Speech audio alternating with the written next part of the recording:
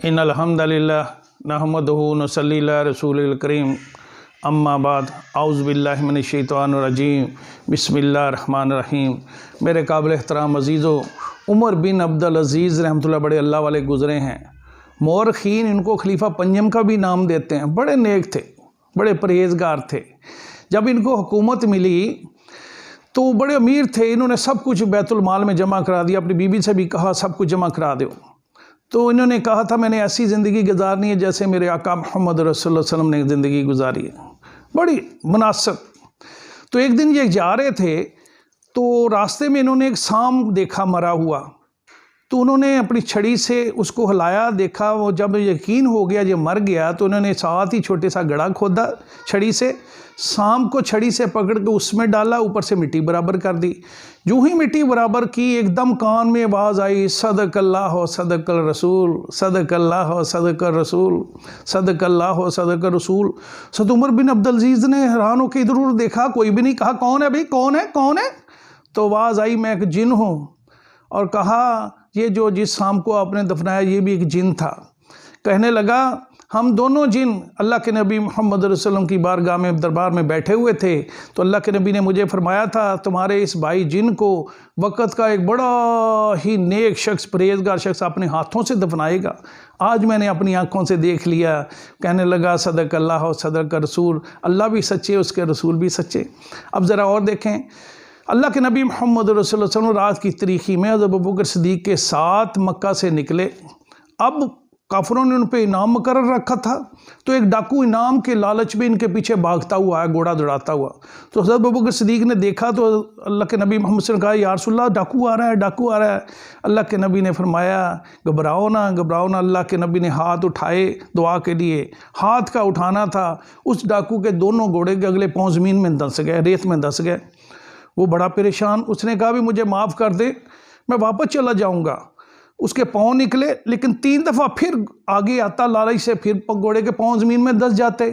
आखिरी दफ़ा उसने कहा अल्लाह के नबी मुझे माफ़ कर दे, मैं वापस चला जाऊँगा।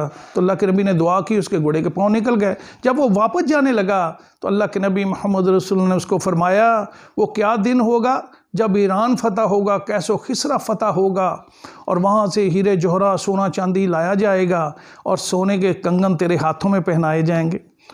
उस डाकू ने सुना और चला गया। अल्लाह के नबी मोहम्मद रसूलुल्लाह सल्लल्लाहु अलैहि वसल्लम का वसाल हो गया। हज़रत अबू बकर सिद्दीक़ रज़ी अल्लाह तआला अन्हु का वसाल हो गया। हज़रत उमर रज़ी अल्लाह तआला अन्हु का दौर आया तो उनके दौर में ईरान फ़तह हुआ, कैसो किसरा फ़तह हुआ। अब हज़रत उमर को भी पता अल्लाह के नबी ने यह फरमाया था उस डाकू से। अब डाकू वो मुसलमान हो चुका है और बूढ़ा भी हो चुका है। जब सारा सोना चांदी कैसो किसरा से लाया गया, मस्जिद नबी में ढेर किया गया, तो हज़रत उमर रज़ी अल्लाह तआला ने कहा कि भी इसकी लिस्ट बनाओ, लिस्ट बनाओ। जब लिस्ट बनाई गई तो पढ़ा, कहा इसमें सोने के कंगन नहीं हैं, ये लिस्ट नामुकम्मल है, सोने के कंगन तलाश करो। जब सोने के कंगन तलाश किए गए तो एक कारपेट में क्लीन में लिपटे हुए मिल गए। तो फिर हज़रत उमर रज़ी अल्लाह तआला ने कहा बुलाओ उस मुसलमान को जो वक़्त का डाकू था। तो अल्लाह के नबी ने जिससे वादा किया था सोने के कंगन तेरे हाथों में पहनाए जाएंगे। अब वो बूढ़े हो चुके हैं, बीमार हैं। रोज़ाना उसकी औलाद बेटे कहते अब्बा जी आज आपका आखिरी दिन है, अब्बा जी आप नहीं बचेंगे, आज आपकी तबीयत बहुत ख़राब है।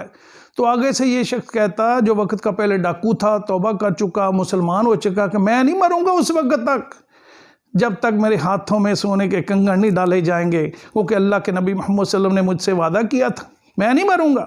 जब हज़रत उमर रज़ी अल्लाह का बुलावा गया तो उनके बेटे उनको हाथों से सहारा दे के लाए गए। जब उनके हाथों से हज़रत उमर रज़ी अल्लाह ने अपने हाथों से सोने के कंगन डाले तो उनकी आंखों में आंसू आ गए।